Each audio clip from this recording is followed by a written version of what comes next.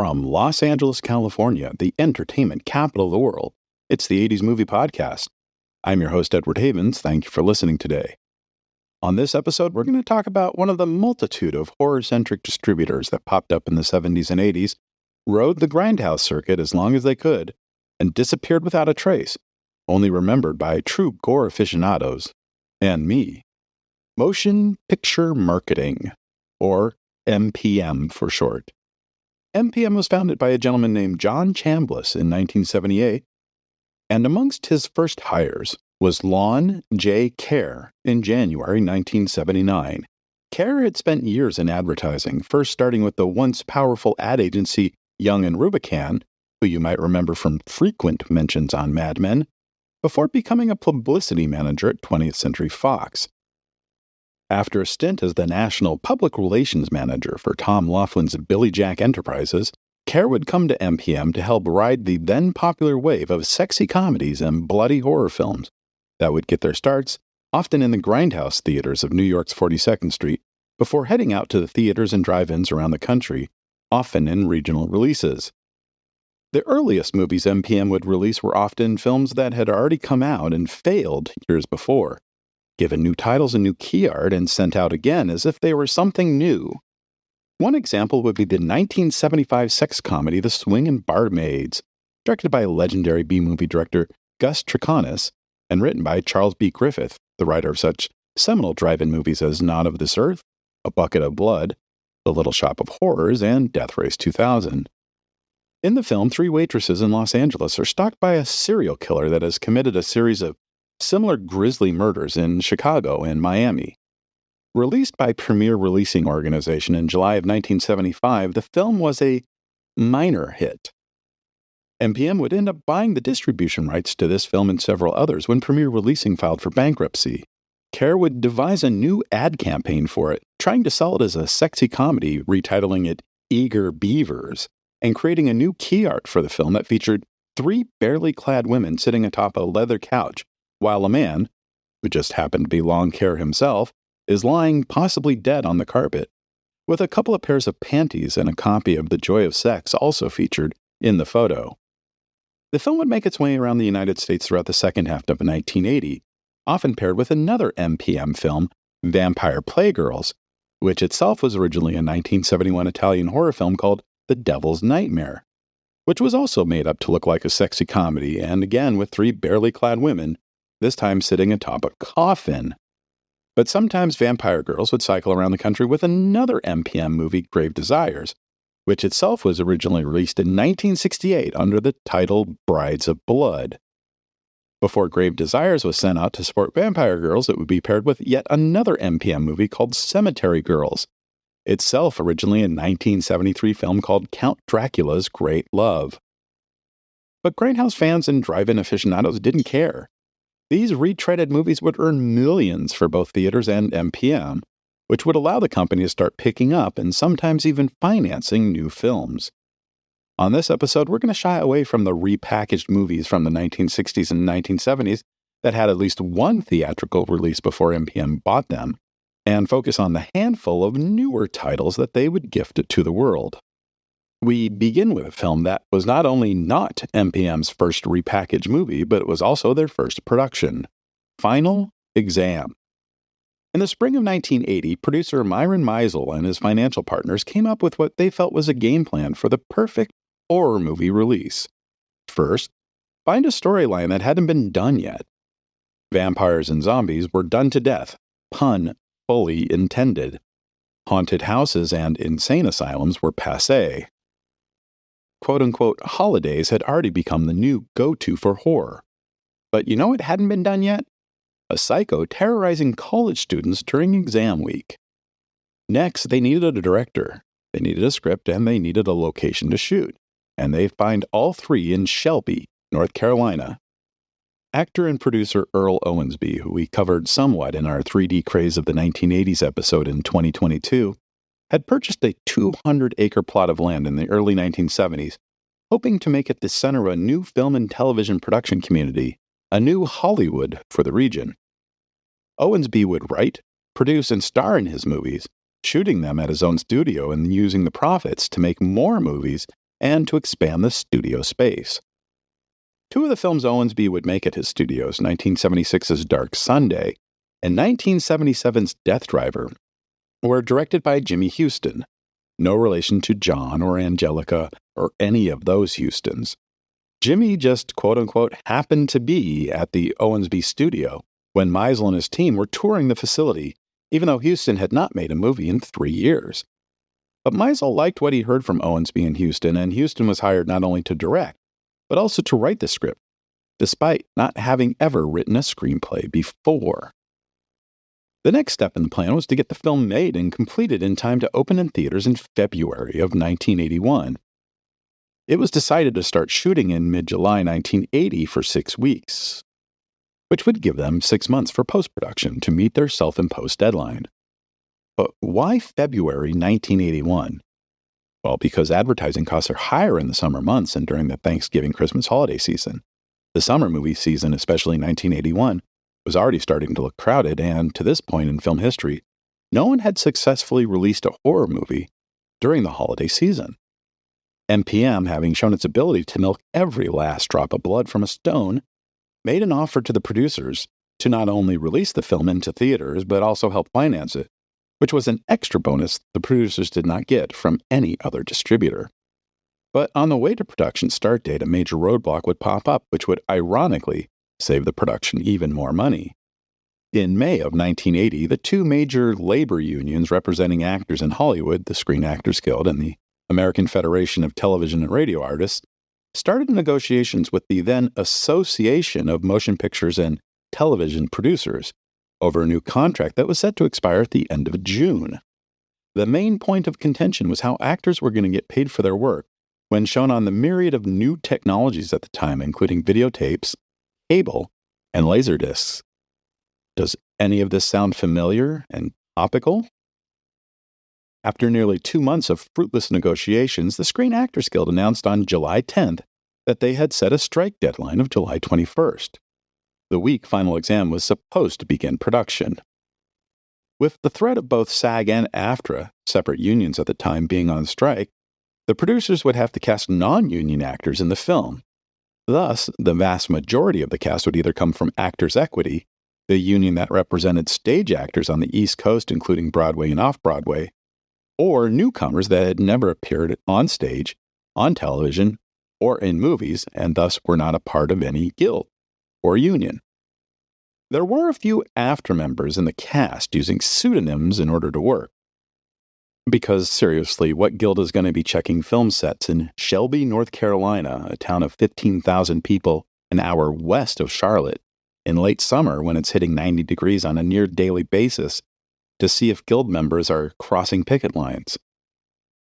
With their cast of mostly unknowns, the $363,000 film would begin its 5-week shoot on September 15, 1980, finishing up 3 days before Halloween, leaving the film only 4 months to make that self-imposed February 1981 release deadline.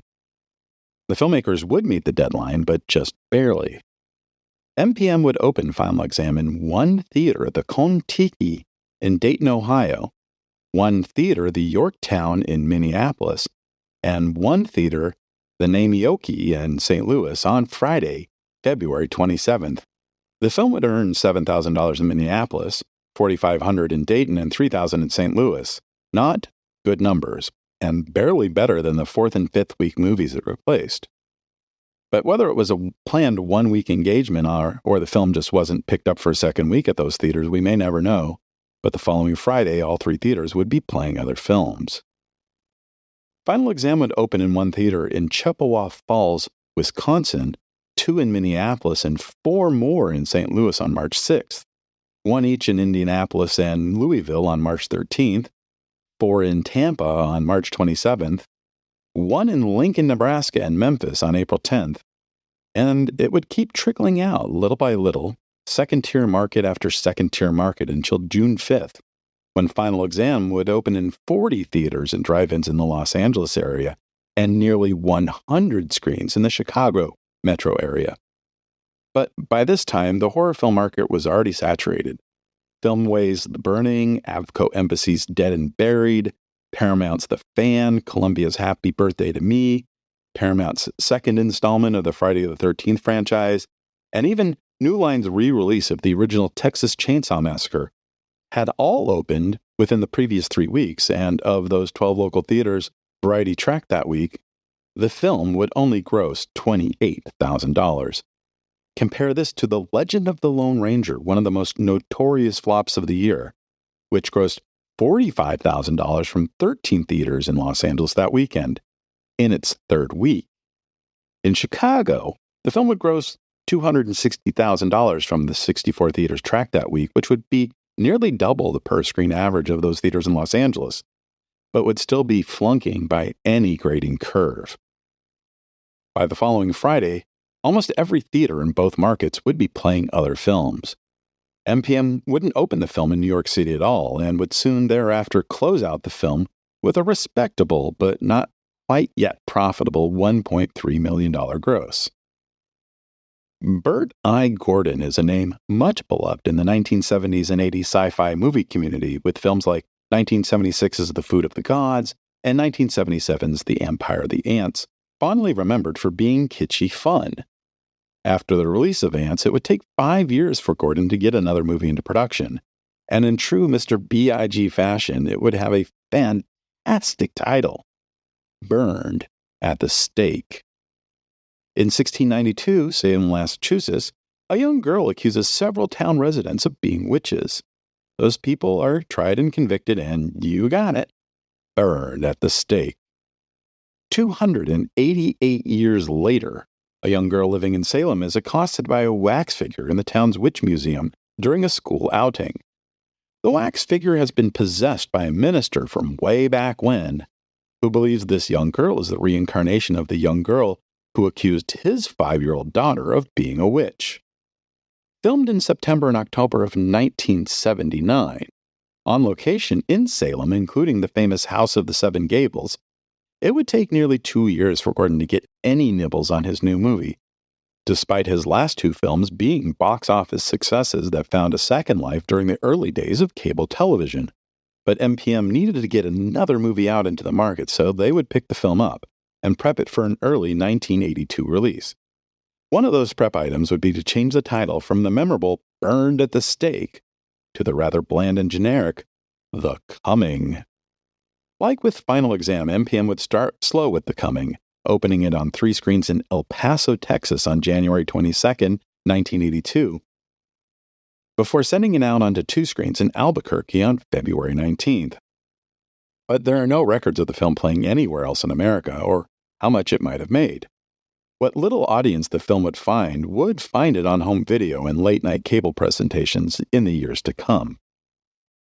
Demon Rage would be MPM's first film with some kind of star power, if you consider John Carradine, Britt Eklund, or Lana Wood to be some kind of star. Wood plays Lisa, a woman in an unhappy marriage, who starts to have an affair with a tall, dark, and handsome man who may or may not be a spirit from the other side. The $1.5 million film's director and co-writer, James Polikoff, had written or directed several silly movies over the previous few years with titles like Swim Team and Love and the Midnight Auto Supply.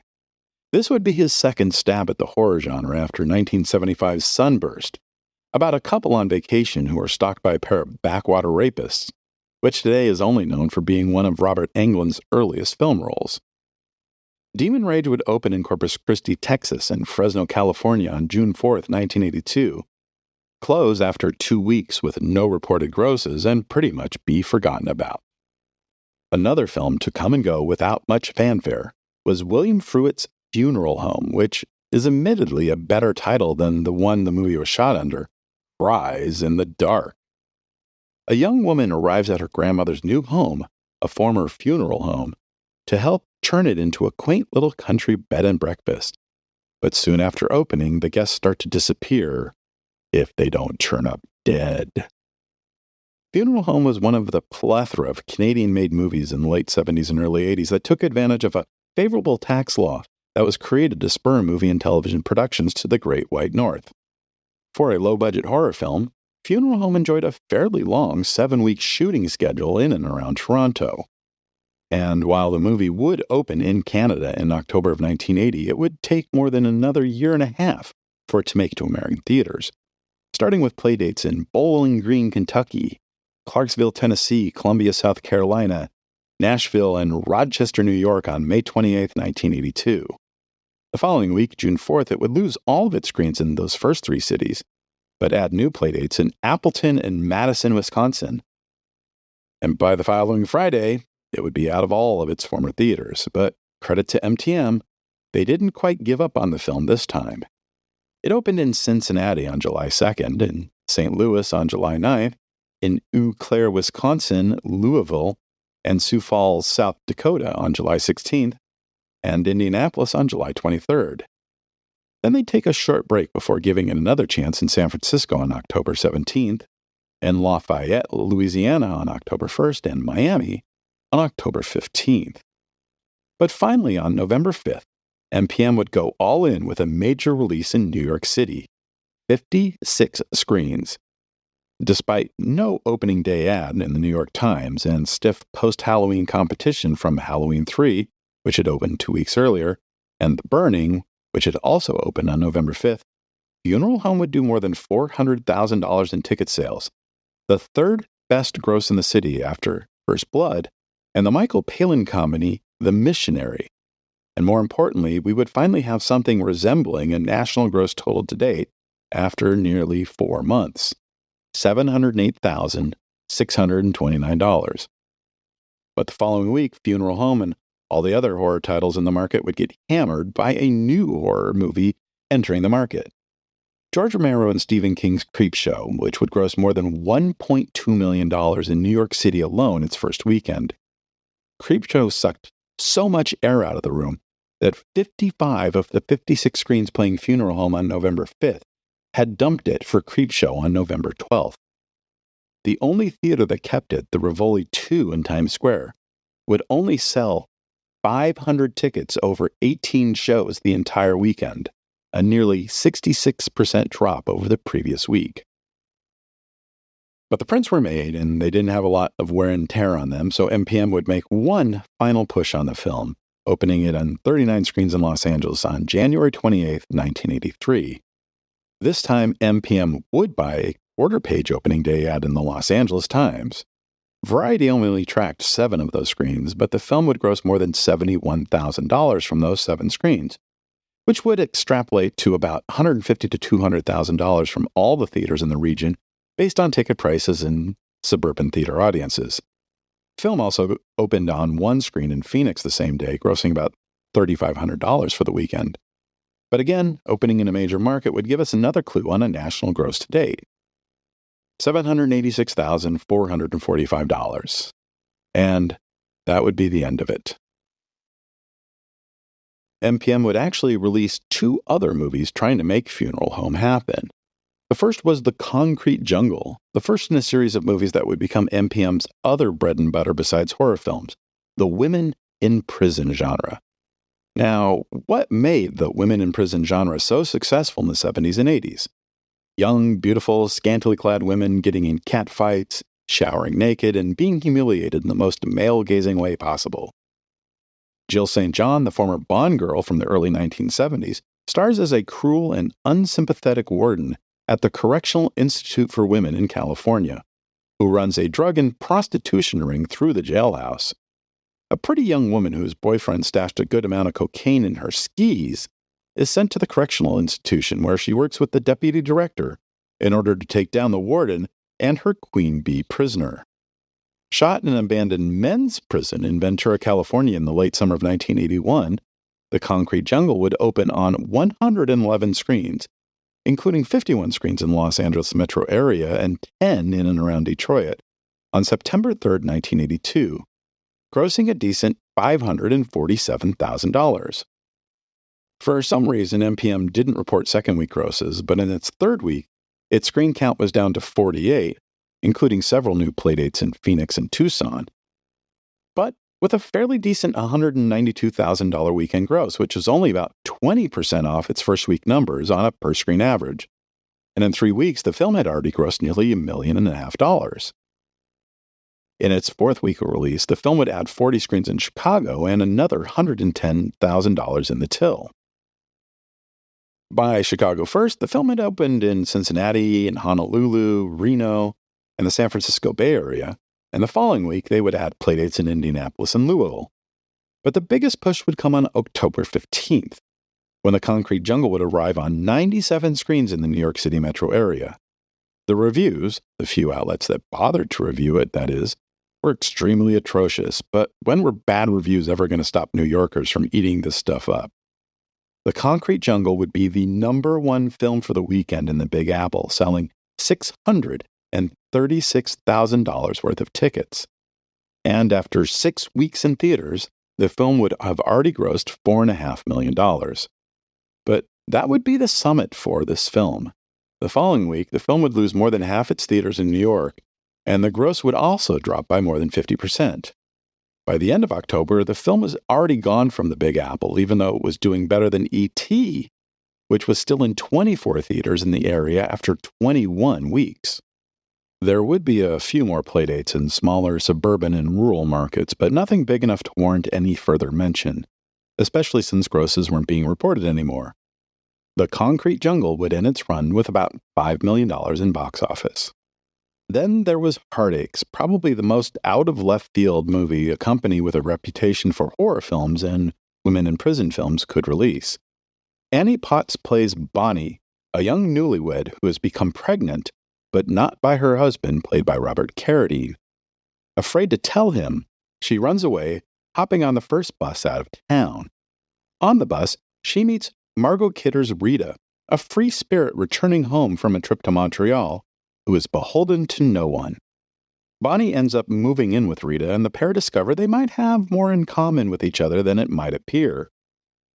Although some parts of the movie were shot in Atlanta to lend authenticity to the story, the vast majority of the $4 million Canadian production would be shot in Toronto.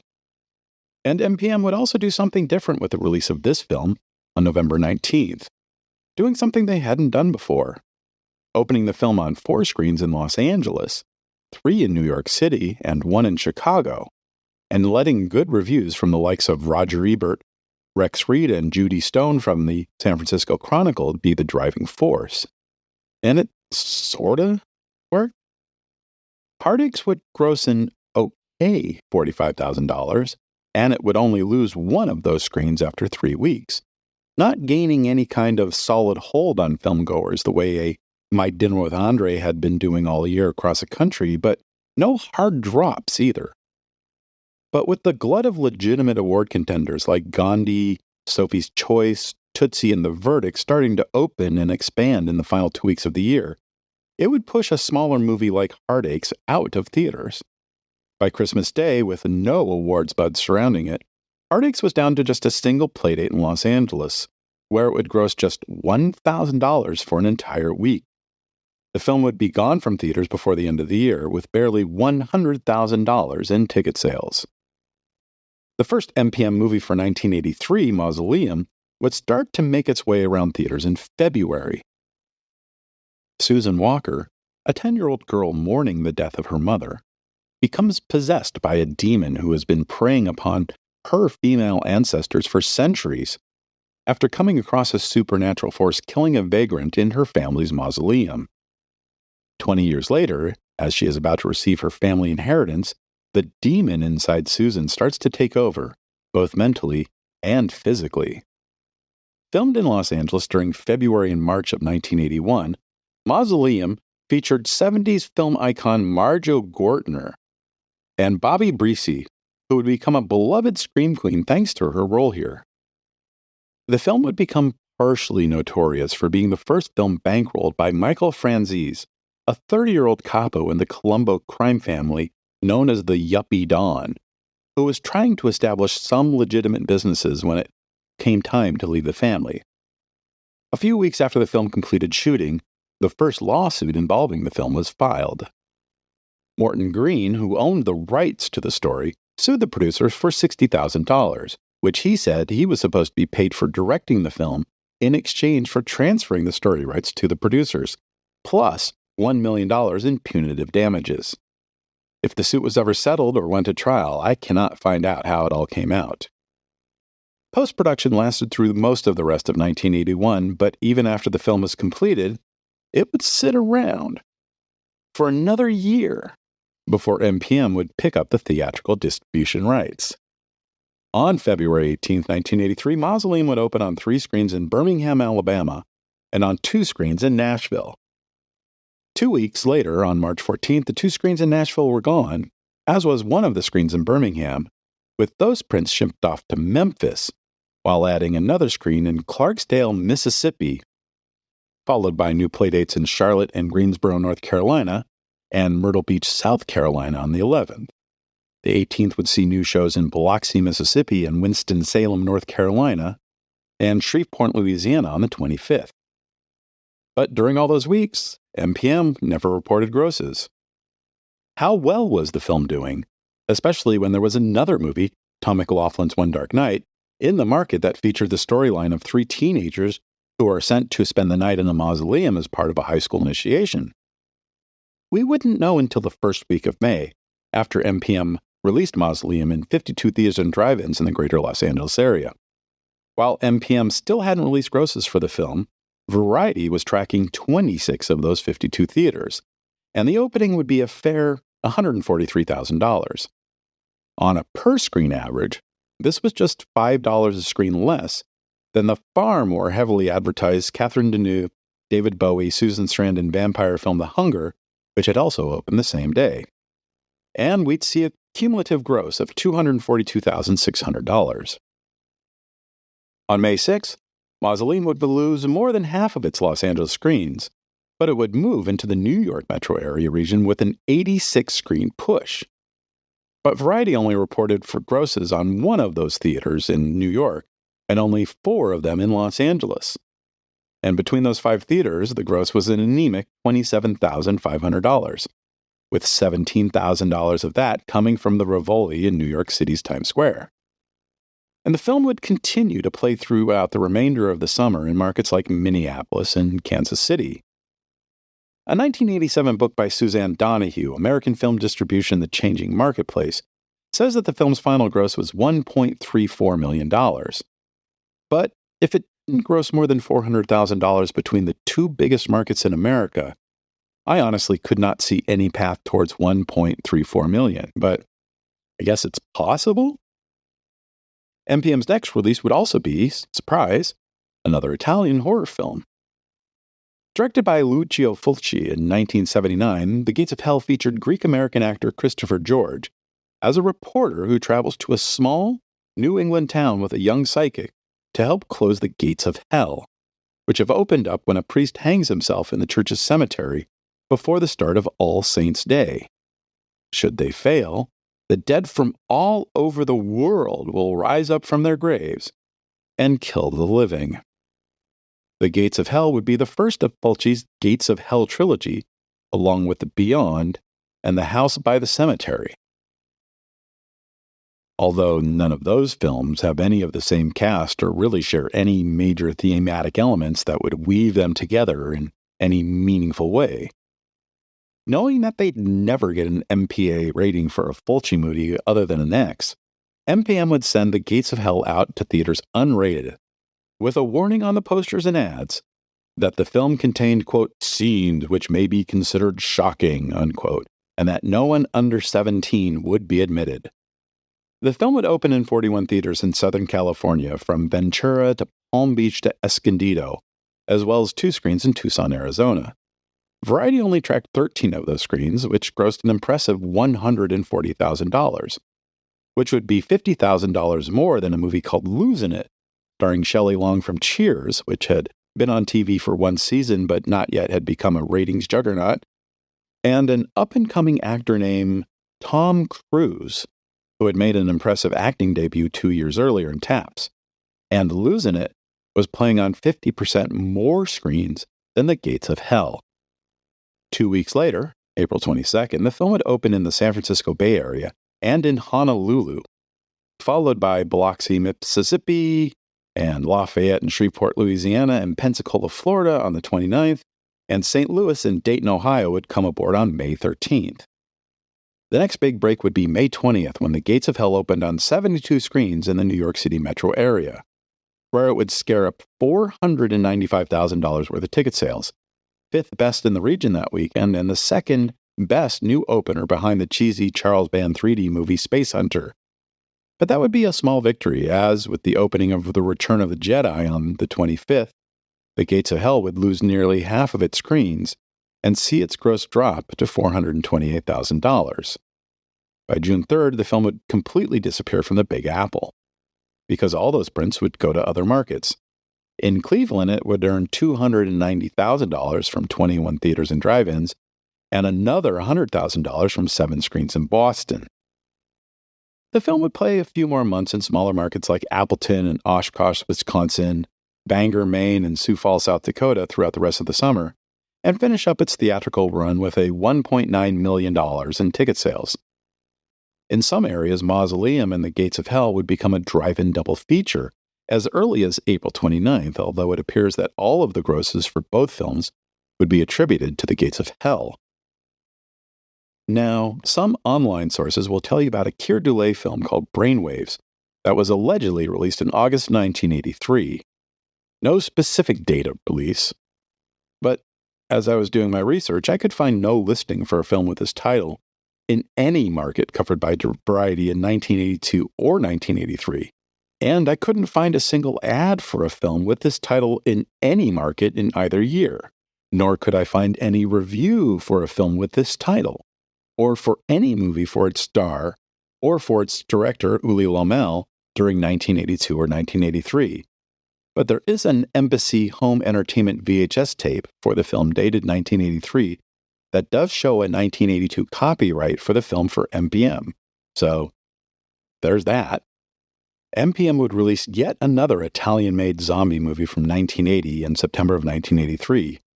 Originally called Virus in Italy, almost called Zombie 4 or Hell of the Living Dead in America, before MPM settled on Night of the Zombies. See if this plot sounds familiar. In New Guinea, a top-secret experiment goes awry, and mutation chemicals are accidentally released, turning scientists and workers into zombies. A famous French journalist and her cameraman are assigned to disclose to the world what is happening. Meanwhile, 4 soldiers are assigned to a secret mission in the same region. When the soldiers and the journalist meet in the same area, they soon have to defend themselves against a zombie attack. With no one of note in America, and the tagline, "There is no escape from the night of the zombies," MPM would open the film in Des Moines, Iowa, Jackson, Mississippi, and Memphis on Friday, September 16th, followed by a multi-screen release in and around Boston on the 23rd. And as always, MPM did not report grosses for the film for either week. On September 30th, the film would show up in Chicago. Variety would note the film would make $130,000 from 36 screens in Boston, Chicago, and New Orleans that week.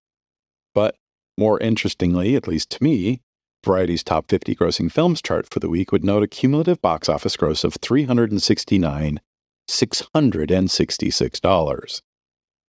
On October 14th, Night of the Zombies would open in 74 theaters in the greater New York City metro region. And despite having no advertising in any of the local newspapers, it would have the highest gross of all the new openers in town and the third best overall gross in the area with $550,000 in ticket sales, behind Sean Connery's return to 007, Never Say Never Again, and The Big Chill. Still no numbers directly from MPM, but Variety would give us a new total national gross after 4 weeks, $945,666. And while the film would continue to add playdates in places like Baltimore and San Francisco throughout late October and early November, Night of the Zombies would have staying power in New York City. Some theaters in the Big Apple would continue to play the film in December, which is a surprise considering most horror films in the early 80s were in and out of major urban markets in a matter of 3 weeks. And after 8 weeks, the film would unofficially break the $1 million gross mark. And then, like the Energizer Bunny, it just kept going and going and going. During late winter, it would mostly be relegated to being the B or even C title in double and triple features at drive-ins and dollar houses, but every once in a while it'd pop up again in a new metropolitan area.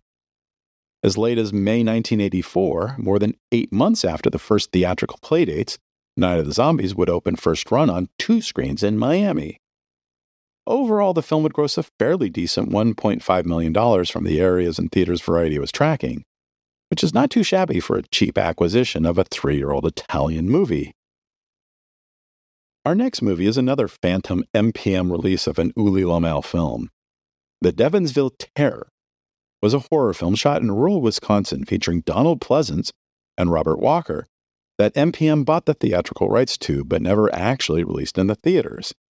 It supposedly opened in theaters in October 1983, according to the IMDb, but outside of a handful of playdates in England earlier in the year, the first time I can find the movie playing anywhere in America is on late-night television beginning Friday, May 18, 1984, in cities like Twin Falls, Idaho, Sioux City, and Raleigh, North Carolina. Our next actual MPM theatrical release is another Italian-made women in prison movie. Some today might know the film as one of Laura Gemser's Black Emanuelle movies. Emanuelle reports from a women's prison, but when it was released into American theaters starting March 16, 1984 in cities like Lafayette, Louisiana and McAllen, Texas, it would be known as Caged Women. When the film opened in Corpus Christi the following week, the local newspaper's summary of the film read just, "You got it. Women in Cages." On April 20th, Caged Women would open on 23 screens in Chicago, where it would gross a lackluster $90,000. More than one local critic would wonder why someone would release a movie like this in Chicago on Easter weekend. But that didn't seem to stop people from going to see the 4th chapter of the Friday the 13th series in its second weekend, which grossed nearly triple that amount on one less screen. The following week, it would open in nearly 40 screens in the New York City metro area, but only one theater in Manhattan, the RKO Tivoli Twin, was being tracked by Variety, and the film would gross a respectable $25,000. The movie would continue to open in cities like Boston, Baltimore, Detroit, and Philadelphia throughout May, Atlanta, Kansas City, Miami, and Pittsburgh during June, Fort Worth and Tucson in July, but by August, it would be mostly playing at dollar houses or Saturday midnight shows. Finally, the Friday after Thanksgiving, November 30th, Caged Women would arrive in the Los Angeles metro area, but only on 4 screens. One, the State Theater, was a once beautiful cinema palace in downtown that sat more than 2,400 people before falling into a state of disrepair during the urban blight era of the 1970s. Another, the Park, was across the street from MacArthur Park and would be closed 2 years later because of the crime problems in the area at the time. The other 2 theaters playing it were drive-ins, which would be the preferred way to see a movie like Caged Women, except those drive-ins were in Palm Springs and Santa Barbara, more than 90 minutes away. There were more than 35 drive-ins in the Los Angeles County area alone in November of 1984, with more than 50 screens, but not one could be bothered to book it, not even as a B picture for Texas Chainsaw Massacre, which had been re-released on the same day, or A Nightmare on Elm Street, or Chud, or Missing in Action, or The Terminator. Even Wes Craven's 10-year-old The Last House on the Left had several drive-in playdates that weekend in Los Angeles, often as the C title in triple features supporting Toy Soldiers and Terror in the Aisles. But by then, MPM had pretty much moved on to our next feature, which was released in June. Caged Women would finish up with around $1 million in ticket sales, according to Variety. That other film was yet another women in prison movie, but this time, it not only had a recognizable name actor at the top of the bill, she was an Oscar-nominated actress in one of our most acclaimed and celebrated movies of the 1970s. By 1983, Linda Blair's career had nosedived from the high of The Exorcist, having spent the following years making mostly forgettable TV movies and exploitation films like Roller Boogie and Hell Night, and another women in prison movie shot in 1982, Chained Heat. Blair was originally the first choice to play Brenda, a high school student turned vigilante who seeks revenge on a group of violent hooligans who raped her handicapped sister and killed her best friend. But she turned down the role because she had just made another women in prison movie, and though at that point, Chained Heat hadn't been released yet. Plus, she was not happy that the other film turned out much different than she anticipated. And since this new film was going to be produced by the same people as the other film, she did not trust their intentions.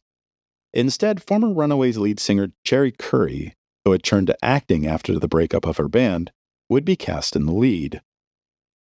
Shortly before production began on the film, three things happened. First, Billy Fine, the producer of Chain Heat, who had helped to write the story for Savage Streets, left the project. 2, Tom DeSimone, the director of such films as Hell Night and The Concrete Jungle, would be replaced by Danny Steinman, whose only previous feature directing credit was the little scene, pun somewhat intended, 1980 Barbara Bach horror film The Unseen. Some rumors have it that Blair and DeSimone did not get along during the making of Hell Night. And 3, Chain Heat had become a minor hit, and Linda Blair had real gross profit participation points as part of her contract to accepting that film, so she could make another movie which might hopefully show off a different side of her acting abilities, unseen since the days of The Exorcist.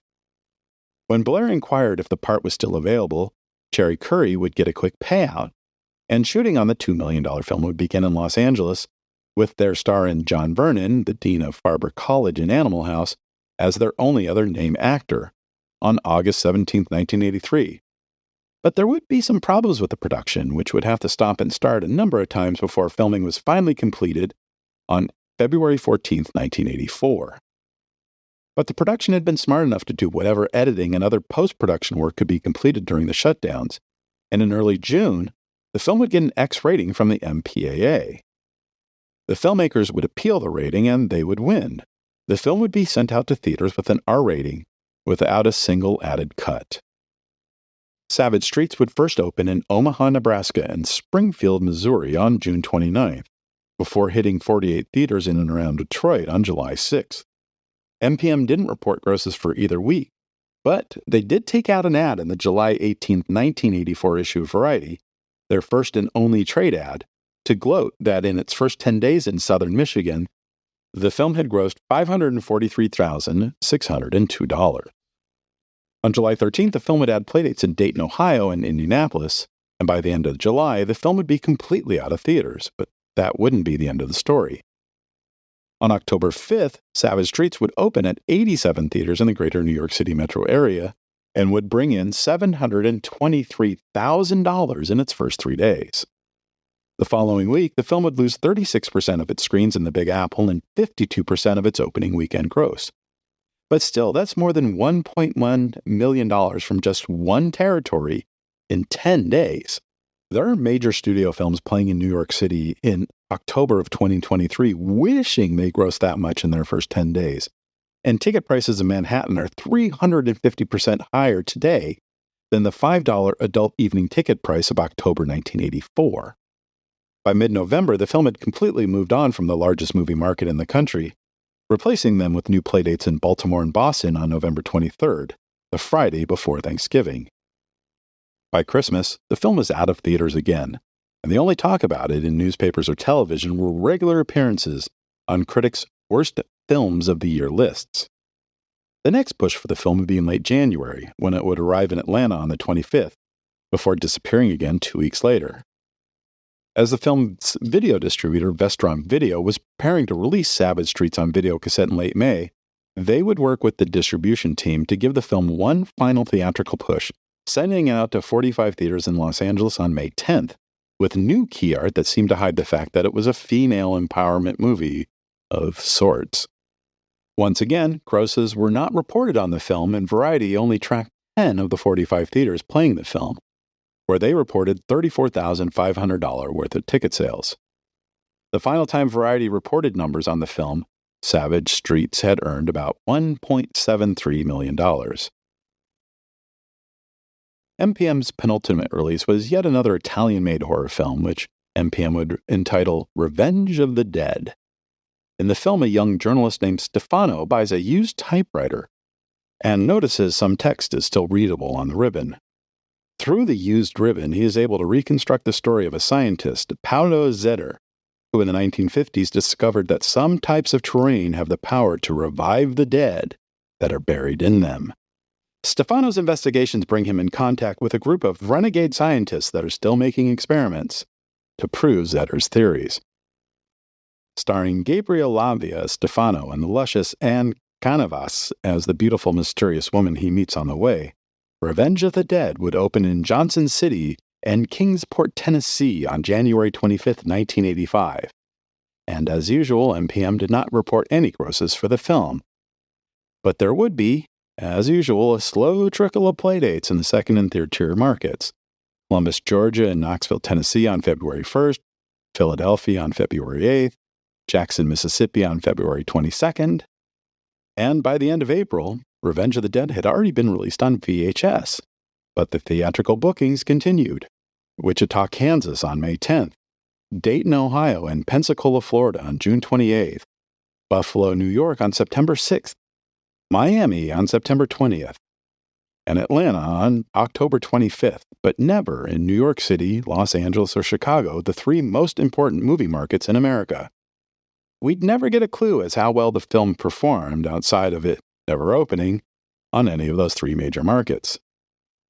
MPM's last stand would be another Laura Gemser Black Emanuelle movie. Known mostly around the world as Emanuelle in Prison, MPM would release it in America as Women's Prison Massacre. This time around, 4 escaped male convicts seize control of a women's prison and proceed to terrorize the inmates, one of them, who was reporter Emanuelle, incarcerated on trumped-up charges. Women's Prison Massacre would open at 2 theaters in Atlanta and 1 in Macon, Georgia on Friday, April 26, 1985. And, as usual, MPM did not report any grosses. The film would add 1 screen in Columbia, South Carolina on May 17th, and 1 in Birmingham, Alabama on June 7th, where it would play all the way to the end of August. On August 30th, Women's Prison Massacre would add playdates in Baltimore and Pittsburgh, and on September 27th, there would be new shows in Austin and Oklahoma City. And after that, there'd be nothing new until Miami on January 17, 1986, and Philadelphia on January 31st. Next up, Detroit on April 25th, then Oceanside, California on June 6th. By the 4th of July, 1986, more than a year after opening in Atlanta, the film was now opening as the B or C title in cities like Cincinnati and Kansas City. The film wouldn't arrive in New York City until September 26th or in Los Angeles until December 5th. But there'd be no ads in the newspaper and no reported grosses, even from Variety. The last reported numbers for the film would be just before New York City in mid-September. Women's Prison Massacre had made $876,331 from the theaters Variety was tracking. But as I was compiling all this, I noticed on the playdates for Savage Streets and Women's Prison Massacre after April 1985 that other companies were releasing these films. Savage Streets was now being released by a company called Entermark, while Women's Prison Massacre was being distributed by a company called Unistar. And that's literally the end of the story.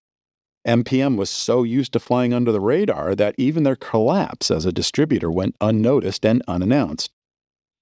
But for a while, their particular brand of distribution showed that the old AIP ways could still work a generation later. Thank you for joining us. We'll talk again soon. Remember to visit this episode's page on our website, the80smoviepodcast.com, for extra materials about the movies we covered this episode. The 80s Movie Podcast has been researched, written, narrated, and edited by Edward Havens for Idiosyncratic Entertainment. Thank you again. Good night.